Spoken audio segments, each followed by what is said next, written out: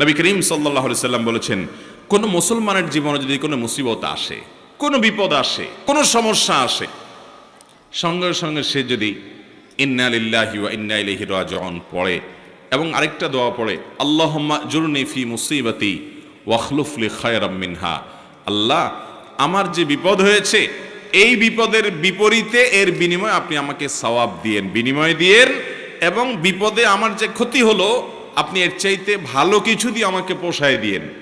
এই দোয়া যদি কেউ পড়ে তো আল্লাহ রাব্বুল আলামিন তার ওই বিপদে যা ক্ষতি হবে তার থেকে বেশি দিয়ে তাকে অবশ্যই পুষিয়ে দিবেন।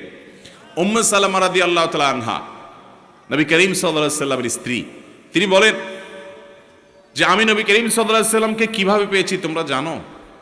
অদ্ভুত ঘটনা, শিক্ষা নেওয়ার মতো একটা ঘটনা। তিনি বলেছেন যে আমার স্বামী আবু সালামা যখন মারা গেলেন আমি খুব বেশি ব্যথিত হলাম, মর্মাহত হলাম যে একজন ভালো সঙ্গী হারালাম, স্বামীকে হারালাম।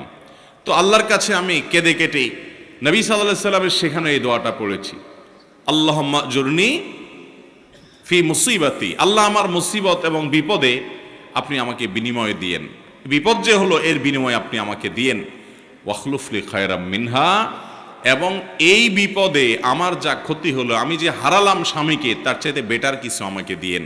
আমি দোয়া আল্লাহর কাছে করে গেছি সব সময়। আল্লাহ তাআলা আবু সালামা আমার স্বামীর মৃত্যুর পর অকল্পনীয়ভাবে, অভাবনীয়ভাবে আমাকে মুহাম্মদুর রাসূলুল্লাহ সাল্লাল্লাহু আলাইহি ওয়াসাল্লাম স্ত্রী বানিয়ে দিয়েছে।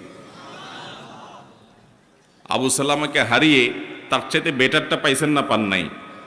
মুহতারাম হাজরিন, অতএব যেই কোনো বিপদে ইমানদারের ইমান যত মজবুত হবে সে তত বেশি হাসতে পারবে যে আলহামদুলিল্লাহ আমার রব আমাকে যে অবস্থা রেখে খুশি, আমি অবস্থার উপরে খুশি, এবং বিপদ যতই আসবে আমি সেটাকে ওয়েলকাম করব, বেসবর হব না, ধৈর্যহীন হব